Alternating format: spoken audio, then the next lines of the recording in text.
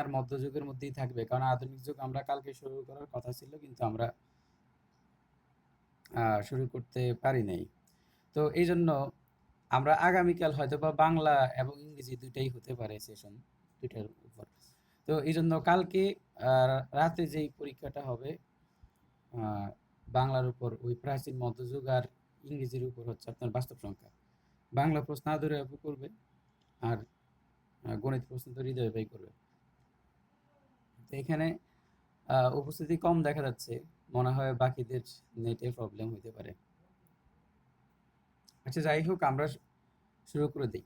তো দেখেন, এখানে বাস্তব সংখ্যার উপর মোটামুটি আমি যেই ম্যাথগুলো আনলাম এখানে, এগুলো সবগুলো ছবি তুলে দিয়ে দিব। এই ম্যাথগুলো আপনি এখানে তো সলভটা দেখবেন, এরপরে কি দেখবেন যে গাইড ছাড়া, মানে বই দেখা ছাড়া আপনি নিজে নিজে বাসায় সলভ করার চেষ্টা করবেন। মানে এখানে মোট 60টার মতো অঙ্ক আছে। তো বলতে পারেন এই যাবৎকাল আহ, বাস্তব সংখ্যা নিয়ে যতগুলো অঙ্ক আসছে, আমি প্রায় সব লেভেলের অঙ্কগুলাই এখানে বিগত সেশন এবং আজকের সেশনগুলোতে আমরা নিচ্ছি।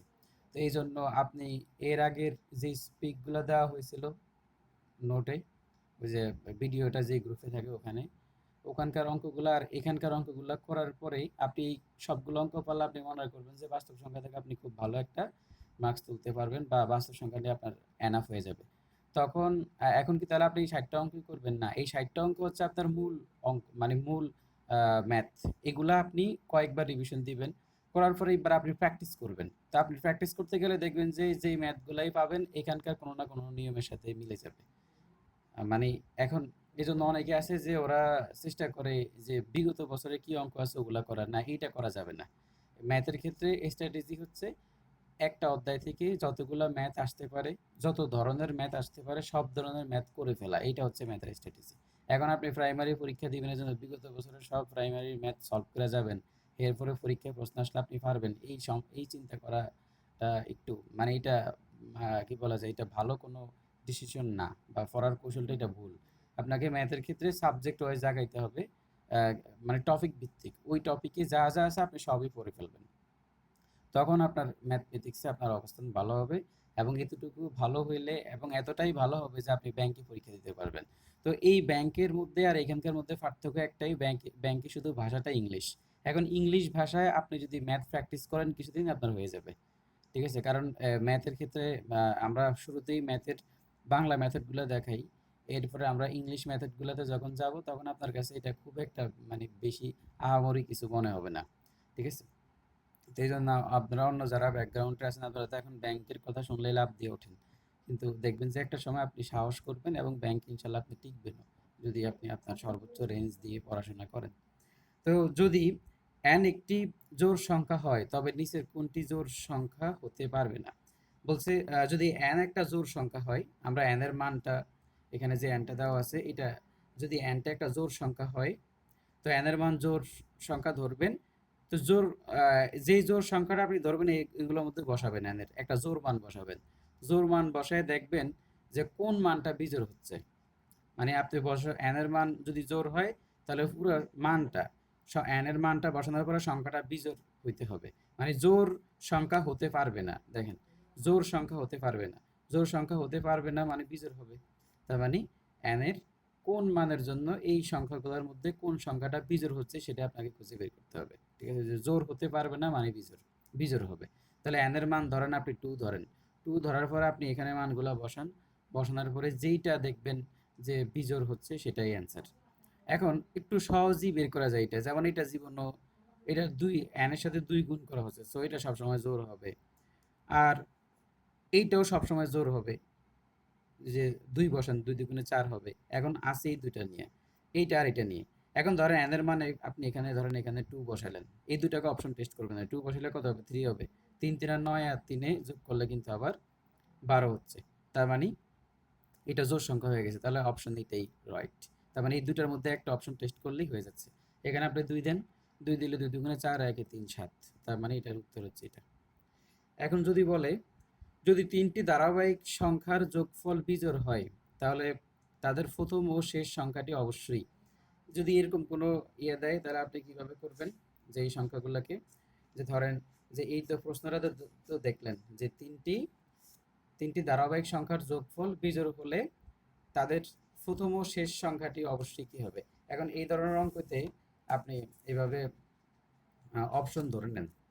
এটা হচ্ছে আপনার কত নম্বর ম্যাথ? 11। হ্যাঁ 11। তো 11টার ধরেন আপনি এখানে 2 ধরেন, 3 ধরেন, 4 ধরেন, তো যোগ করেন, যোগ করলে কত হয়? 7 আর 2 9 হচ্ছে। তো এখানে বলছে যে তিনটি যদি তিনটি ধারাবাহিক সংখ্যার যোগফল বিজোড় হয়, তাহলে এখানে তিনটা ধারাবাহিক সংখ্যার যোগফল বিজোড় হয়েছে। এই বিজোড় হয়েছে যে প্রথম এবং শেষের নাম্বারটা জোড়। তার মানে বলছে যে প্রথম ও শেষ সংখ্যাটি কি হবে, প্রথমটাও জোড় হবে, শেষটাও জোড় হবে। এটাই তো, আপনি এখানে মুখস্থ করার কিছু নাই, আপনি এখানে সংখ্যাগুলো ধরে নেবেন আর কি। তো এরপরে যেটা দিল, এরপর একটা দিল যে মূলদ সংখ্যাটি হলো। এখন আপনি এখান থেকে মূলদ সংখ্যা বের করবেন। 12 নম্বর আমরা সলভ করি। বলছে যে মূলদ সংখ্যা কি। তা আমরা জানি যে মূলদ মানে যে সংখ্যাগুলোকে পি বাই কিউ আকারে প্রকাশ করা যায় সেটা হলো মূলদ। যেটা পি বাই কিউ আকারে প্রকাশ করা যায় না সেটা হচ্ছে অমূলদ। এখন তো এই যে অমূলদ সংখ্যা কি কি আমরা জানি, রুটের মধ্যে যদি কোনো কিছু থাকে, রুটের মধ্যে বর্গ সংখ্যা ছাড়া, যেমন রুটের মধ্যে 2 3 √5, এগুলা কিন্তু অমূলদ সংখ্যা, কারণ এগুলার মান শেষ নাই, এগুলার মান কখনো শেষ হবে না। √6 এটা অমূলদ সংখ্যা, √7 অমূলদ সংখ্যা, √8 অমূলদ সংখ্যা। এখন যদি বলেন যে √4টা ভাঙলে 2 হয়, তাহলে এটা কিন্তু আবার মূলদ সংখ্যা, আর এগুলা অমূলদ। তো এই বিষয়টা মানে আমরা এই মূলদ অমূলদের মধ্যে দেখলাম। তার মানে যে সকল সংখ্যাগুলো পূর্ণবর্গ, যেগুলোকে স্কয়ার করা যায়, ওগুলোর মধ্যে তার রুটটা থাকে না, ওগুলা রুট মুক্ত হয়ে যায়। আর যারা রুট মুক্ত করতে পারে না, যারা রুটকে দূরে দিতে পারে না, তারা সবগুলাই অমূলদ সংখ্যা। এখানে সবগুলো অমূলদ সংখ্যা, আর এটা হচ্ছে মূলদ। এখন আমাদের অপশনগুলোর দিকে খেয়াল করি। এখানে এই যে √8, তো এইটাকে দেখা যায় যে √8টাকে আমরা যদি ভাঙি, এটার উপরে 3 আছে।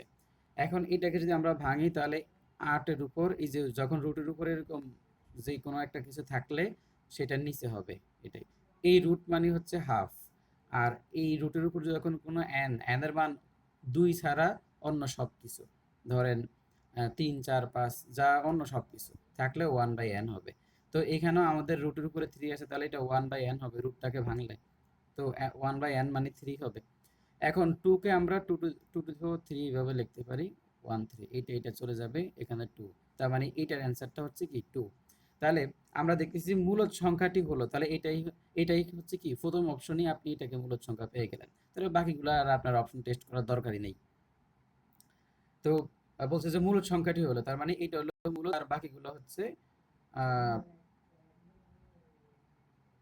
হ্যাঁ, এখানে দেখেন এই যে অনেকে আবার এইটাকে নিয়ে ঝামেলা করতে পারেন। তো এটা হচ্ছে আপনার 3 3 9 3 নং 27, তার মানে এটা হলো এটা। দেখেন এটাকে তো ভাঙানো যায় না, আপনারা জানেন এটা, যে এটাকে ভাঙানো পসিবল না। এটাকে যদি আপনি ভাঙান কি হচ্ছে দেখেন, 27, তো এই যে দেখেন √27, 27কে 3 কিউব লেখা যাচ্ছে, তাহলে আপনি এটাকে ভাঙবেন কিভাবে? এই 3 স্কোয়ার ইন্টু 3 লেখেন, 3 স্কোয়ার ইন্টু 3, ভিত্তি ভিত্তি সেম, পাওয়ার পরে যোগ করলে আবার 3 হয়ে যাবে। তখন এটাকে আপনি ভেঙে এইভাবে লিখবেন। তার মানে স্কোয়ার রুটে চলে গেলে 3 √3, দেখেন এই যে √3 আছে গুণাকারে। তো সো এটা মূলদ সংখ্যা নয়। আচ্ছা, তো এখানে একটাই অমূলদ সংখ্যা, সেটা হচ্ছে এটা। কারো প্রশ্ন থাকলে বলবেন। এবার কোনটি, এখানে বলা হচ্ছে কোনটি মূলদ সংখ্যা, কোনটা মূলদ সংখ্যা বের করবেন। √11 কখনোই মূলদ সংখ্যা হবে না, √6/2 কখনোই মূলদ সংখ্যা হবে না। এই যে √8 √7, দেখেন √8 √7 এগুলো সবগুলো হচ্ছে কি অমূলদ সংখ্যা। এখন বাকি আছে এটা। এখন এই প্রশ্নটা দেখলে অনেকে একটু মানে বিপদের মধ্যে পড়ে যাবে। এই যে √27, এটা তো অমূলদ সংখ্যা, এটা অমূলদ সংখ্যা, এটা অমূলদ সংখ্যা, এটা অমূলদ সংখ্যা, এরকম বোঝা যাচ্ছে। তাকে এটার মধ্যে থেকে মূলদ কিভাবে আসবে? তো দেখেন যে আমরা প্রথমেই আপনি মানে যদি কমন সেন্স ভালো থাকে, তাহলে যেহেতু মূলদ সংখ্যা চাইছে, এই তিনটাকে আপনি আগেই বাদ দিয়ে দিতে পারবেন, কারণ এগুলো একটাও মূলদ সংখ্যা না। তাহলে মূলদ সংখ্যা হচ্ছে এটা, কোনো না কোনোভাবে এটা মূলদ সংখ্যা। এখন কিভাবে এটা মূলদ সংখ্যা সেটা আমরা বাইর করি। কিছুক্ষণ আগে দেখেন এই যে আমরা √27কে ভাঙলে কি হয় সেটা আমরা পাইছিলাম। √27কে ভাঙলে এটা হয়। এখন আমরা √48কে ভাঙবো, দেখেন √48। তো √48কে 16 ইন্টু 3 লেখা যায়, আর √16 ইন্টু √3, √16কে কি লেখা যায়, এইভাবে স্কোয়ার স্কোয়ার দিয়ে যাওয়া যায়, এরপর √3, তাহলে স্কোয়ার রুটে চলে গেলে 4 √3। তাহলে আমাদের উপরে ছিল 27, √27, নিচে হচ্ছে √48। তাহলে √27 মানে হচ্ছে 3 √3, যে এটাকে আমি একদম ডিটেলস দেখাইলাম যে কিভাবে ভাঙতে হয়, এখানে দিলাম 3√3 আর এখানে হচ্ছে 4√3, তাহলে এই √3 কাটা যাচ্ছে, থাকে 3/4, মানে এটাকে p/q আকারে ভগ্নাংশ আকারে প্রকাশ করা গেছে। সো এটা আপনার মূলদ সংখ্যা, তার মানে এখানে একটাই মূলদ সংখ্যা আছে, সেটা হচ্ছে এটা। তো আমি এখানে সলভ করতেছি, কিন্তু আমি অ্যান্সারগুলা আপনাদেরকে, মানে এই অ্যান্সারগুলো কিন্তু ছবি তুলে দেবো না, আমি প্রশ্নটা দেবো, আর অ্যান্সারগুলো তো এখানে ভিডিও হচ্ছেই। তাহলে আপনার কাজ হবে যে আপনি কিভাবে এই ম্যাথগুলা নিচ থেকে সলভ করতে পারবেন। আপনি তো দেখতেছেন সলভগুলা কিভাবে হচ্ছে। এরপরেই ক্লাসটা শেষ হওয়ার পরেই আপনি সন্ধ্যার পরে ম্যাথ নিয়ে বসে যাবেন। বসে এখানকার যে ম্যাথগুলো আছে যতটুকু পারি ওগুলো তো মোটামুটি সবগুলো ইনশাল্লাহ সলভ করব। তো আর বাকিগুলো আপনি, মানে সবগুলো এবার আপনি এগুলো আবার নিজে নিজে সলভ করবেন। যখন সলভ করতে পারবেন না কোনো একটা ম্যাথ, ধরেন যে আপনি যদি 50টার মধ্যে যদি অন্তত 30টা পারেন, 35টা পারেন, তাহলে মনে করুন যে আপনার ম্যাথের বেসিক খুব ভালো হয়ে গেছে এবং আপনি আশাবাদী। ঠিক আছে? তখন এরপরে যেগুলো পারবেন না ওগুলো আপনি আবার ভিডিও ওপেন করবেন। ভিডিও ওপেন করে ভিডিওটা টেনে টেনে যেই জায়গাগুলোতে আপনি আটকে যাচ্ছেন ওখান থেকে সলভটা দেখে নেবেন। এই জন্য আমি উত্তরটা কখনোই ছবি মধ্যে পোস্ট করে দেব না। ঠিক আছে? এগুলো আপনি নিজে নিজে আগে চেষ্টা করেন, না পারলে তো রেকর্ডিং আছেই।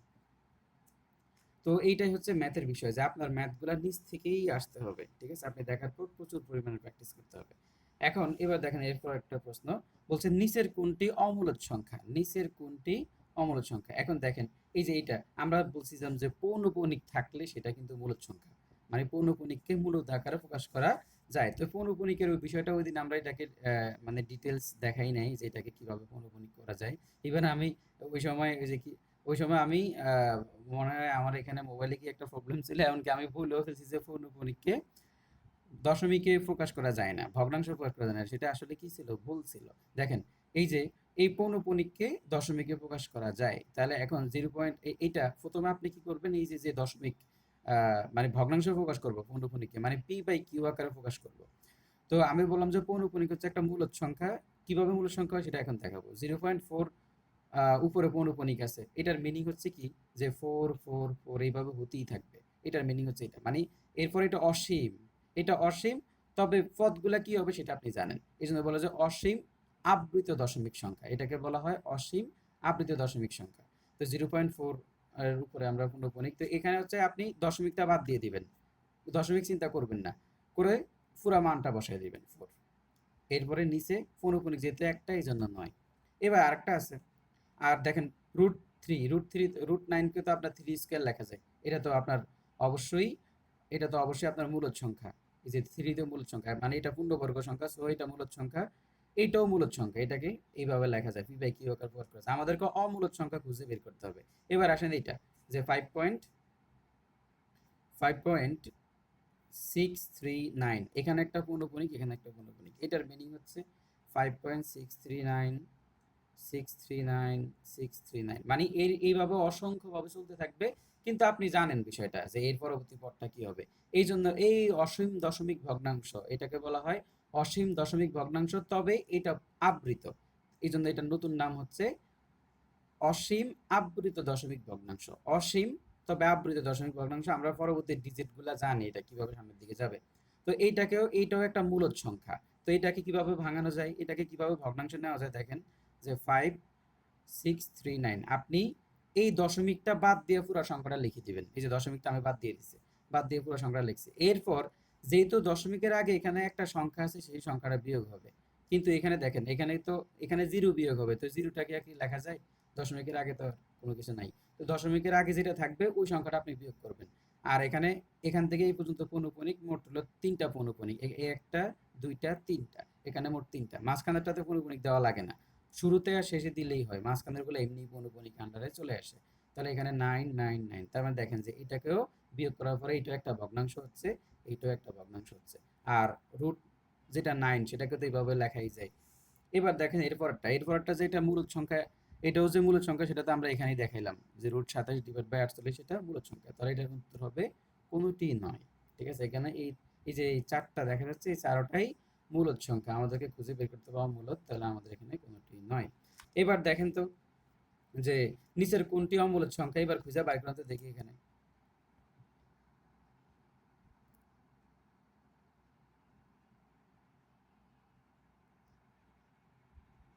হৃদয় ভাই ছাড়া বাকিরা বাই করে খুঁজে। হৃদয় ভাই ম্যাথের মানুষ। এই যে কোনটি অমূলদ সংখ্যা বলেন তো? ভাইয়া, কত নাম্বার? ঘ, মানে ঘোড়ার ঘ। ঘোড়ার ঘ। কে বলতেছেন? রহমা আপু বলতেছেন? জি ভাইয়া। হ্যাঁ, এটা হচ্ছে ঘোড়ার ঘ। থ্যাংক ইউ আপনাকে। তো এই যে 1.1111 মানে কি? এটা তো নির্দিষ্ট। এটাও অসীম। এটাও অসীম।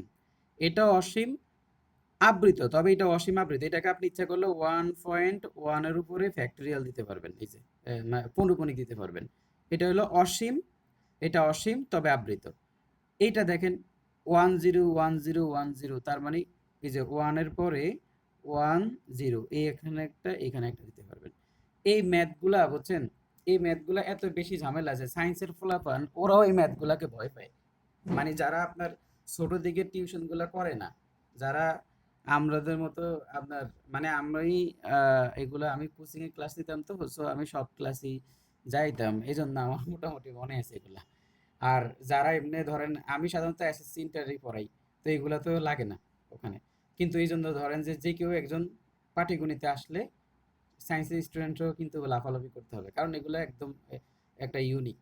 আর এগুলো তো ছোটবেলায় করার পরে টিউশন পড়াইলে এরপর আবার পড়তে হয়, কিন্তু টিউশন না করাইলে তো আর এগুলা কেউই করে না। তো দেখেন যে 1 পয়েন্ট, এটাও কিন্তু পৌনঃপুনিক আকারে লেখা যাবে।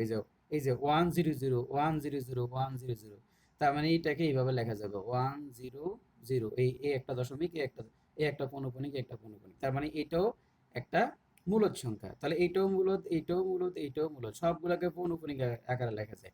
একমাত্র এটাকে পৌনঃপুনিক আকারে লেখা যায় না। 10 100 100 1 300 1, তার মানে এটার কোনো সিস্টেম নাই, এটাকে আপনি পৌনঃপুনিক আকারে প্রকাশ করতে পারবেন না।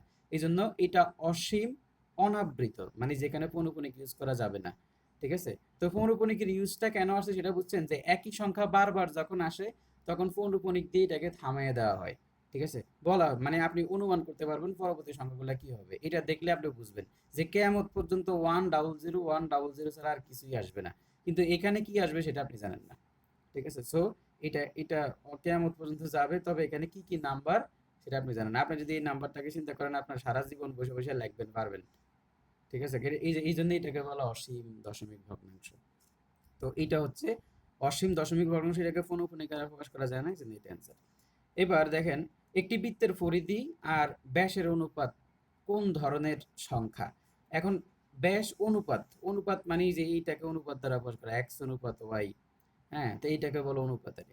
তো এখানে আমাদেরকে বলছে যে একটি একটি বৃত্তের পরিধি ও ব্যাসের অনুপাত, একটা বৃত্তের পরিধি আর একটা হচ্ছে ব্যাসের অনুপাত, এই দুইটা কোন ধরনের সংখ্যা? তো বৃত্তের পরিধি যদি বলে, আমরা জানি বৃত্তের পরিধিটা একটু বুঝাই। এই যে দেখেন, এই যে গোলাকার, এটা হচ্ছে একটা বৃত্ত। এই বৃত্তের পরিধি মানে হচ্ছে এই যে এই অংশটা বাউন্ডারি, ধরেন যে আপনি একটা খেলার মাঠ দেখছেন না, স্টেডিয়ামের চতুর্দিকে যে বাউন্ডারিটা, এটাকেই বলে পরিধি। এটাকে হলো বৃত্তের পরিধি। ঠিক আছে? এই বৃত্তের পরিধি সূত্র আমরা বৃত্ত নিয়ে জ্যামিতিতে পড়বো, তো ওই সময় আমরা সবকিছু ডিটেলস বলবো। এখন পরিধিটা বুঝেন। এই পরিধিটা নির্ণয় করা যায়। পরিধি হচ্ছে, ধরেন যে আপনি এখান থেকে কাইটা, এটাকে কেটে এরকম যদি আপনি টান দেন, টান দিয়ে লম্বা করলে দেখবেন একটা একটা দৈর্ঘ্য পাবেন। এটাই হচ্ছে বৃত্তের পরিধি। তাহলে এই অংশটাকে কেটে আপনি লম্বা করলে আপনি একটা দৈর্ঘ্য পাবেন। ঠিক আছে? ওই দৈর্ঘ্যটা কিভাবে নির্ণয় করবেন? সূত্র কি? পরিধি নির্ণয়ের সূত্র। এই যে পরিধি নির্ণয়ের সূত্র হচ্ছে 2πr। ঠিক আছে?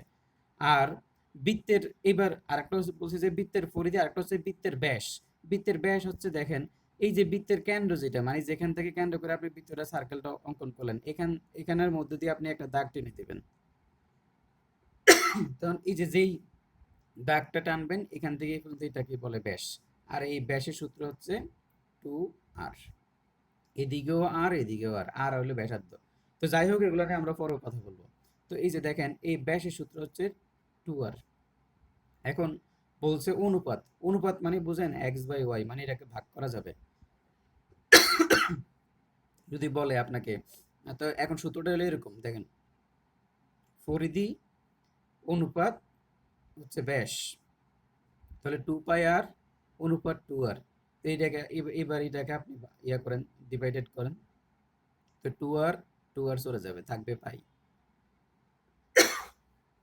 এই পাই হচ্ছে একটা অমূলদ সংখ্যা, এটার মান 3.1416, এরকম করে আস্তে আস্তে যাইতে থাকবে। মানে এটা শেষ হবে না কখনো। তো এই হচ্ছে, তার মানে আমরা বুঝলাম যে এইভাবে আমাদের এই যে দেখেন যে এইটা হচ্ছে একটা অমূলদ সংখ্যা, তার মানে ফাই হচ্ছে একটা অমূলদ সংখ্যা, কারণ ফাই এর 14115 এরপর আরো অনেক কিছু আছে, মানে এটার কোনো শেষ নাই, এটাকে পৌনঃপুনিক আকারে লেখা যায় না। ঠিক আছে, তো মনে রাখবেন ফাই একটা অমূলদ সংখ্যা। তাই এখানে বলছে যে বৃত্তের পরিধি ও ব্যাসের অনুপাতকে কোন ধরনের সংখ্যা, তো বৃত্তের আপনার পরিধি, এই যে বৃত্তের পরিধি আর ব্যাসকে যদি আপনি সিম্পলিফাই করেন পাবেন আপনি পাই। ঠিক আছে, তাহলে বৃত্তের ব্যাস পরিধি আর ব্যাসের অনুপাত হচ্ছে পাই, আর পাই এর মান হচ্ছে এটা, আর এটা একটা অমূলদ সংখ্যা। তো সো এখানে কি পাবেন আপনি, একটা অমূলদ সংখ্যা পাবেন, এটা হচ্ছে এখানকার অ্যান্সার। এবার দেখেন এই যে √7, এই √7 হচ্ছে একটা অমূলদ সংখ্যা। আমরা জানি কোন একটা অমূলদ সংখ্যার সাথে যদি আপনি একটা অন্য কোন একটা সংখ্যা যোগ করেন, তাহলে সেটা অবশ্যই একটা অমূলদ সংখ্যা হবে। ধরেন যে রুট ধরেন √2, ধরেন √2 প্লাস 2 দিলেন, তাহলে এখন এই √2কে আপনি 1.1417 না জানি কি একটা মান, আমি পুরোপুরি ভুলে গেছি এটা, +2, তো যোগ করলে আপনার এই যে পূর্ণ সংখ্যা যোগ করেন, বাকিগুলো তো দেখেই যাবে। তো যেটাই হোক, যে আপনার √2 প্লাস মানে √2 + 2, এগুলো একটা অমূলদ সংখ্যা।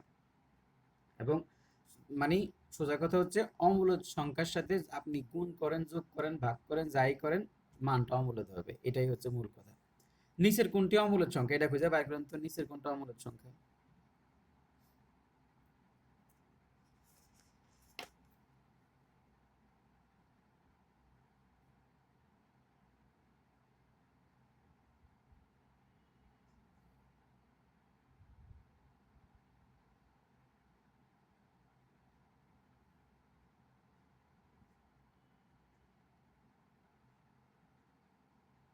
সবগুলো ভাইয়া। হ্যাঁ, এখানে সবগুলোই অমূলদ সংখ্যা, কারণ √2 এটাকে ভাঙানো যায় না। এই যে দেখেন, রুটের মধ্যে 2 আছে, 2 কি পূর্ণবর্গ সংখ্যা? 2 উপরে 3 আছে, সো 2 তো পূর্ণবর্গ সংখ্যা না। এবার বলতেছেন যে ভাই 25 তো পূর্ণবর্গ সংখ্যা, কিন্তু দেখেন 25 কে ভাঙলে কি হয়? তো আপনি এই যে 25, তো এই 25 এর উপরে দেখেন এই যে √, এই হইলো 25 স্কোয়ার, আর এখানে হচ্ছে 3, তো এখন এইটাকে আপনি কেমনে কাটবেন? বুঝছেন? এটাকে তো আপনি কাটতে পারবেন না। এই যে দেখেন, এই যে এটাকে আরো সুন্দর করে ভেঙে দেখাচ্ছি আপনাকে, 1/3, এই 2 আর 3 কেমনে কাটবেন? পূর্ণবর্গ হইতো, হ্যাঁ, যদি এরকম হইতো শুধু √25, তখন আপনার এখানে এই 5 স্কোয়ার, আর ওই যে 25 কে বাংলা 5 স্কোয়ার, আর এখানে হইতো 2, এই 2 কাটা গেলে আপনি একটা পূর্ণ সংখ্যা পাইতেন। কিন্তু আপনি তো এখানে পূর্ণ সংখ্যা পাবেন না, এখানে তো এটা কাটাকাটি যায় না। সো এটা একটা অমূলদ সংখ্যা, তো এখানে সবগুলাই অমূলদ সংখ্যা। আচ্ছা, এইটুকু পর্যন্ত কারো কোনো প্রবলেম আছে কিনা, যারা আপনারা এই মুহূর্তে অনলাইনে আছেন? এবং আমি মনে করি যে আপনারা যারা আছেন, ঠিক আছে, তাদের এটা মানে আপনাদের থাকা উচিত, কারণ এখানে এই যে রহমা আপু, শামীম ভাই, তারপর হচ্ছে আমাদের জান্নাতুল তুহা, ওনাদের কিন্তু কি কি বলা যায় যে আপনাদের ব্যাকগ্রাউন্ড কিন্তু সায়েন্স না। ঠিক আছে, আর আমার বোনেরও ওর এখানে থাকা একদম কম্পালসারি, কারণ ও এইসব ম্যাথ ট্যাথ এগুলো ভুলে গেছে, গ্রামের স্যাররা ঠিকঠাক মতো পড়ায় নাই। ঠিক আছে, তো এই জন্য এগুলা খুবই ইম্পর্টেন্ট, এগুলা ছাড়া জব ইম্পসিবল। প্রাইমারি দারোয়ানি চাকরিও পাবেন না এগুলা ছাড়া। ঠিক আছে, মানে সরকারি গভর্নমেন্টের দারোয়ানের চাকরিও পাওয়া যাবে না এগুলা ছাড়া। তো সো এগুলা ছাড়া আপনার মানে চাকরি প্রিপারেশন না হচ্ছে বোকামি। এই জন্য আপনারা যারা আসছেন, আপনাদের সবার জন্য এটা খুবই ইম্পর্টেন্ট। একমাত্র হৃদয় ভাই তো ম্যাথমেটিক্স এর মানুষ, হৃদয় ভাই বিষয়টা হলো আলাদা, টিউশন করছে, কোচিং এর টিচার সে। ঠিক আছে, তো এখন দেখেন যে আমি মাঝে মাঝে খুব হৃদয় ভাই ডেডিকেশন দেখে আমার কাছে মাঝে মাঝে ভালো লাগে, যে হৃদয় ভাই ম্যাথগুলা জানে, কিন্তু তারপরেও উনি এসে বসে আছে। কিন্তু আমাদের এখানে অনেকেই আছে গ্রুপের, যার এই ক্লাসটা, আজকের ক্লাসটা গুরুত্বপূর্ণ, তার জন্য উচিত ছিল থাকার, কিন্তু সে নাই। ঠিক আছে, এরকম থাকে, কিন্তু হৃদয় ভাই এই জিনিসটা দরকারও নাই, উনি ইচ্ছা করলে নিজেও বসে বসে শেষ করতে পারে, কিন্তু তারপরে উনি এখানে আছে। আচ্ছা, যাই হোক, তো পরপর 5টি সংখ্যার যোগফল এত হলে সবচেয়ে বড় সংখ্যাটি কত হবে? তো এটা আমরা এর আগেও বলছিলাম, যে যখন 5টা সংখ্যার যোগফল দেওয়া থাকবে, তখন আপনি ওই যতটা সংখ্যা বলবে তত সংখ্যা দ্বারা ভাগ করবেন, ভাগ করলে আপনি মাঝখানের মান পাবেন। বুঝছেন? তো দেখেন যে আমরা একটু ভাগ করি, 535, তাহলে এই যে 535কে আমরা কত দ্বারা ভাগ করব? 5 দ্বারা, একবার যাবে, আর এখানে হচ্ছে 35, তাহলে যাবে কয়বার? 7বার। 5 7 35 না? হ্যাঁ, 5 7 35। সরি, এই যে একটা আমিও কি ভুল করে ফেললাম। আচ্ছা, ভাগের নিয়মটা আপনাদেরকে দেখাচ্ছি। দেখেন, এই তো ৫ তো, এই ৫ এর মধ্যে যাচ্ছে একবার। ঠিক আছে? তাহলে ৫ থেকে ৫ চলে গেল ০। এখন আপনি দেখেন, এখানে সংখ্যা আছে একটা, ৫। তো আপনি একটা সংখ্যা নামাইতে পারবেন, এর বেশি পারবেন না। সংখ্যা আছে একটা, তো আপনার ভাগ করবেন একটা দ্বারা, তাহলে আপনি একটা সংখ্যা নামাইতে পারবেন। এখন আপনার তো এই ৩ এর মধ্যে তো ৫ যায় না। এখন আপনি কি করবেন? এখন ঘুষ দিতে হবে এখানে। এই বেচারাকে এখানে একটা ০ দিবেন। এই ঘুষ দেওয়ার পরে আপনি এরপর একটা নামাবেন। দেখছেন? মানে ভাগও ঘুষ খায়। ঠিক আছে? যে আপনি যেহেতু একটার বেশি নামাইতে পারবেন না, এখন অবৈধভাবে আপনি আরেকটা নামাবেন, তখন আপনাকে কি করতে হবে? ওই যে আইন শৃঙ্খলা রক্ষাকারী বাহিনীকে ঘুষ দিতে হবে। তো এখানে ০ দিছেন, দিয়ে আপনি ৫ নামাইলেন। এখন ৫ ৭ এর মধ্যে কতবার যায়? ৩৫ বার। ঠিক আছে? ৫ ৭ ৩৫, এই যে ১০৭। তাহলে ১০৭ হচ্ছে মাঝখানের সংখ্যা। তাহলে দেখেন ১ থেকে ৫ এর মধ্যে গণেন, ১ ২ ৩ ৪ ৫, তার মানে এটা হলো ৩ নম্বর পজিশন, এটা ৩ নম্বর পজিশন। এর এই পাশে ২ টা আছে, এই পাশে ২ টা আছে। এই পাশে কোনটা আছে? ১০৮ ১০৯। এই পাশে কোনটা আছে? ১০৬ ১০৫। তাহলে দেখেন, আপনাকে বলছে বড় সংখ্যাটা কত? এটা হলো বড় সংখ্যা ১০৯। তো আপনি মানে এগুলা কি বলা যায়, এখন তো আমি আপনাকে ব্যাখ্যা বিশ্লেষণ করে দেখাচ্ছি, এই জন্য টাইমটা বেশি লাগতেছে। এগুলো তো কিছুই করা লাগবে না। আপনি এখানকার পরেই আপনি এর সাথে ২ যোগ করে দিলেই পাই যাবে। যদি বলে যে বড়টা কত, এটার সাথে ২ যোগ করবেন। যদি বলে যে ছোটটা কত, এটার সাথে এটার থেকে আপনি ২ বিয়োগ করলেই তো আপনি ৫ পেয়ে যাবেন। ১০৫। আচ্ছা, যাই হোক। এইটাই হচ্ছে এখানকার। মোটামুটি এটা খুব ইজি ছিল। এখন আপনার বলছে নিচের কোন সংখ্যাটি ৩টি ক্রমিক স্বাভাবিক সংখ্যার যোগফল? তো নিচের কোন সংখ্যাটা ৩টা ক্রমিক স্বাভাবিক সংখ্যার যোগফল? এইটা এটা আপনারা চেষ্টা করেন তো।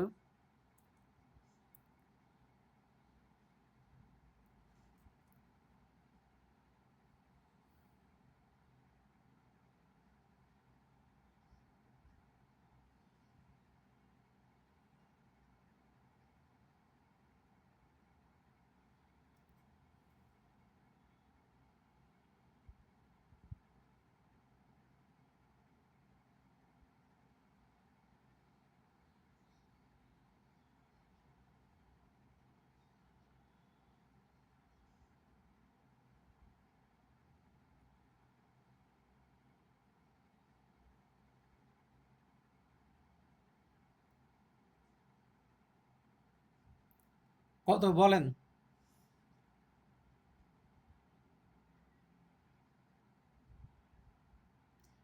এই যে উপরে দেখা যাচ্ছে ৩টি ধারাবাহিক, কোনটা দিছিলাম আপনাদেরকে?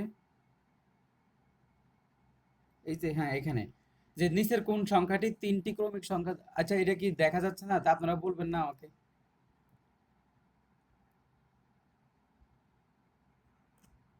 এখানে আমি একটা প্রশ্ন দিছিলাম যে নিচের কোন সংখ্যাটি ৩টি ক্রমিক ৩টি ক্রমিক স্বাভাবিক সংখ্যার যোগফল। আপনারা কি শুনতেছেন আমার কথা?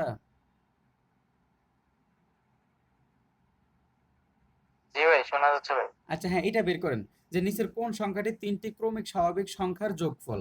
মানে ৩টা ক্রমিক স্বাভাবিক সংখ্যার যোগফল এখানে আছে। এখন এখন বের করেন তো এখানে নিচের কোন সংখ্যাটা ৩টা ক্রমিক স্বাভাবিক সংখ্যার যোগফল। এটা তো ৩০ সেকেন্ডে বা আরো ২০ সেকেন্ডে বের করা যাবে।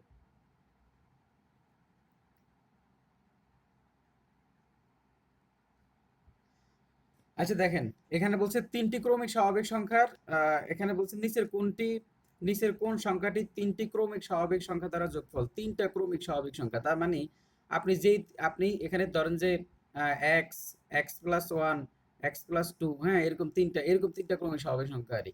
তো এই সবগুলোর যোগফল, এই সবগুলো মনে রাখবেন যে মানে ক্রমিক স্বাভাবিক সংখ্যার যোগফল তার সংখ্যা দ্বারা বিভাজ্য।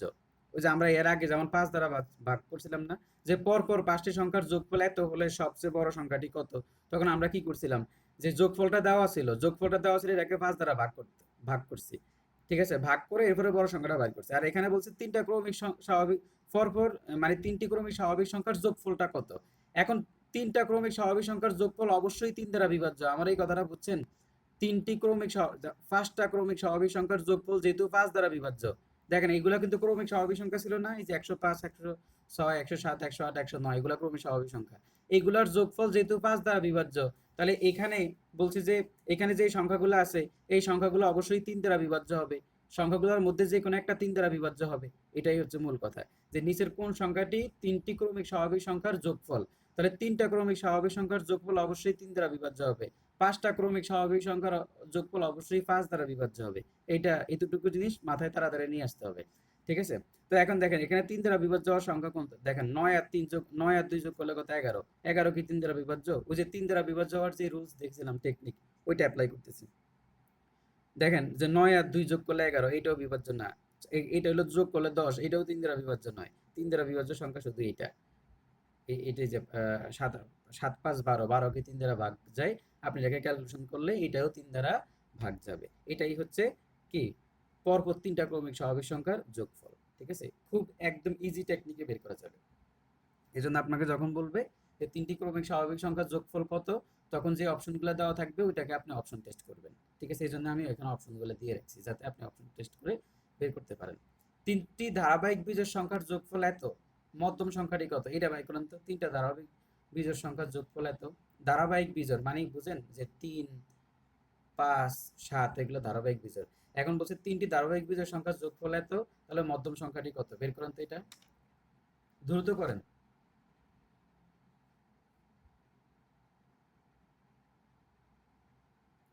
আপনারা ম্যাথ কিন্তু এখানে আইসা করতে হবে। মানে এখানে ধরেন যে শুধু আপনি দেখলেন, দুই একটা করলেন না, তখন কিন্তু মানে পরবর্তীতে মনে থাকবে না।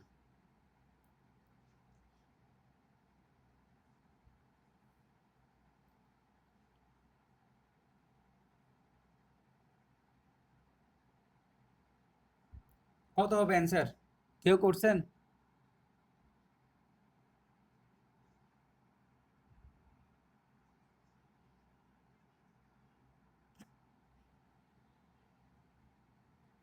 এখানে এখানে তো মানে এটা তো আগের মতোই, এটা তো ইজি ছিল। 3টি ধারাবাহিক বীজের সংখ্যার যোগফল, তো 3টা ধারাবাহিক বীজের সংখ্যা জি এখানে। ভাই, এটা কি ভাই আমি বলবো ভাই হ্যাঁ হ্যাঁ, নাকি বলেন বলেন। অন্য কেউ বলবে? এখন অন্যরা তো বলতেছে না, ভুল টুল বললে তো হয় না, ভুল ভাল বলে দিবেন। এই আমাদের আদরি আপু আসছে তো দেখলাম, উনি আপনি করছেন নাকি? আদরি আপু আবার দেখছেন চলে গেছে ওই নেটওয়ার্কের প্রবলেমের জন্য। জান্নাতুল দুহা আপনি করছেন নাকি? 177 কে কি 3 দিয়ে ভাগ দিব? হ্যাঁ হ্যাঁ, 177 কে 3 দিয়ে ভাগ করলেই তো আপনি মধ্যম সংখ্যাটা পেয়ে যাবেন। পরপর বিজোড় সংখ্যা বলছে না, 3টি ধারাবাহিক বিজোড় সংখ্যা যোগফল। এই যে ধারাবাহিক, এই ধারাবাহিক বলছে। আর সংখ্যা কয়টা? 3টা। 177 কে 3 দ্বারা ভাগ করলে আপনি যেটা অ্যান্সার হবে ওইটাই উত্তর, ঠিক আছে? এই তিনটা একই রেঞ্জের ম্যাথ। মানে একটা ছিল স্বাভাবিক সংখ্যা, এক মানে এখানে 3টার বেসিকটা একই রকম। ওই যে বললাম যে ম্যাথগুলো হালকা হালকা ঘুরায়, তো এই 3টার মধ্যে বেসিক একই, জাস্ট 3 প্যাটার্নে আসছে। এই জন্য এই 3 জায়গা থেকে 3টা ম্যাথ আসছে। তো ভাগ করার পর কত আসছে মান? আর 2 3 7 59, মানে 59 এর মধ্যম সংখ্যা 58 না কি জানি। অ্যান্সার বের হয়ে গেছে, এরপরও কত কিছু করে। 177, তো 177 কে 3 দিয়ে ভাগ করলে মাঝখানের সংখ্যা পাওয়া যাবে, ঠিক আছে? যোগফলকে, যোগফলকে তার কত মানে আপনি ধরেন যে আপনি যদি 10টা সংখ্যা যোগ করেন, তো 10টা সংখ্যা যোগ করলে 10 দিয়ে যদি আপনি ভাগ করেন, তাহলে আপনি ওই 10টা সংখ্যার মাঝখানের সংখ্যাটা পেয়ে যাবেন, ঠিক আছে? তো যখন কোন একটা সংখ্যা যদি 3টা সংখ্যা থাকে, তো মাঝখানেরটা হলো বিজোড়। এই যে সরি, মাঝখানেরটা তো মধ্যম সংখ্যা। তাহলে এখানে যেহেতু সংখ্যাই 3টা, এই যে 59, 59-এর পরের সংখ্যাটা কত? 61। তার আগের সংখ্যাটা কত? 57, সরি 57। তাহলে এখন এই যে এটাই তো মাঝখানের সংখ্যা, এই যে 3 দ্বারা ভাগ করলে সরাসরি মাঝখানের সংখ্যা পাওয়া যায়। এখন যদি আপনাকে, বুঝতে তো হ্যাঁ এখন, এখন যদি আপনাকে বলতো বৃহত্তম সংখ্যা কত, তখন আপনি কি 60 বলতেন? না, আপনি বলতেন 61, কারণ ওই যে বিজোড়, 60 তো আর বিজোড় না, ঠিক আছে? এই হচ্ছে এই যে এই 3টাকে যোগ করলে দেখবেন 177 পাওয়া গেছে। তাহলে বোঝা গেল যে এখানে 3টি ধারাবাহিক বিজোড় সংখ্যার যোগফল দেওয়া আছে, এখানে 3 দ্বারা ভাগ করলেই মাঝখানের সংখ্যাটা পাওয়া যাবে, ঠিক আছে? আর ম্যাথ ক্ষেত্রে একটু সাহস থাকতে হবে। সাহস মানে হচ্ছে অ্যান্সার ভুল হইলে হবে, অ্যান্সার বলে দিবেন, নিজে করার চেষ্টা করবেন। যদি 9টি ধারাবাহিক সংখ্যার গড় 0 হয়, তাহলে শেষ 4টি সংখ্যার গড় কত হবে? এটা কি হবে? 2.5 ভাই। 2.5 যদি 9টি ধারাবাহিক সংখ্যার গড় 0 হয়। বুঝাই দেন।